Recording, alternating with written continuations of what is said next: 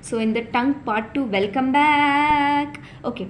When you're studying my videos, I think you guys don't know how to do that. I think I should make a video and pin it on my channel, that while you're studying my videos, you need to completely listen and see my videos, but at the same time underline it on your books. Okay, underline it on your books.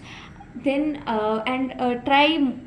try maximum not to put my videos on speed, because which is why I'm making short videos, but there will be a little bit length, like 3 or 4 videos will take for one lesson to complete. Okay, so I am just completing by giving the notes how you have to write what all are the key points that you have to write for your university exam.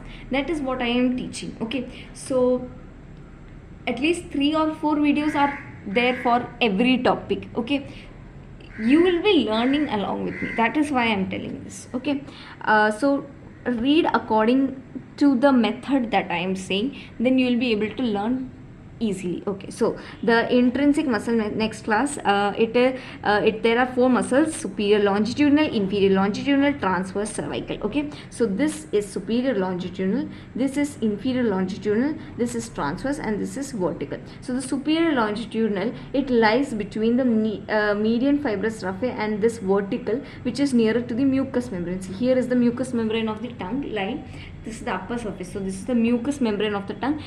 Below it, beneath this, lies the superior longitudinal. Then the inferior longitudinal, it lies between hyoglossus and the genioglossus and hyoglossus. Here is genioglossus, this is hyoglossus. So between hyoglossus and genioglossus lies the inferior longitudinal. Superior longitudinal lies below the mucous membrane. Transverse, it extends from the median fibrous raphe till the margins. Okay, till the margins. And then in vertical is lying in the border of the anterior part of the tongue. Okay, in the anterior part of the tongue, in the border it lies in the border of the anterior part of the tongue. This lies near the mucous membrane, lies between genioglossus and hyoglossus, from the median fibrous raphe to the margin of the tongue. Now the nerve supply, the motor supply, all the muscles are supplied by hypoglossal nerve except palatoglossus vagoaccessory complex. Okay, all the muscles are supplied by this, but except for palatoglossus. Now comes the sensory supply. Now the sensory supply, it comes from nucleus tractus solitarius. Okay, the anterior 2/3 is supplied by lingual nerve and the chorda tympani. Lingual nerve is from the first pharyngeal arch, chorda tympani is from the second pharyngeal arch. You will be learning about the correlation of this sensory supply with its development. I'll be teaching the development, then I'll be teaching the correlation of sensory supply and the development. So the anterior 2/3 is supplied by lingual nerve, which carries general sensation, and chorda tympani, it carries special sensation. Then comes posterior 1/3, which is by glossopharyngeal nerve, and then posterior most, it is internal laryngeal nerve.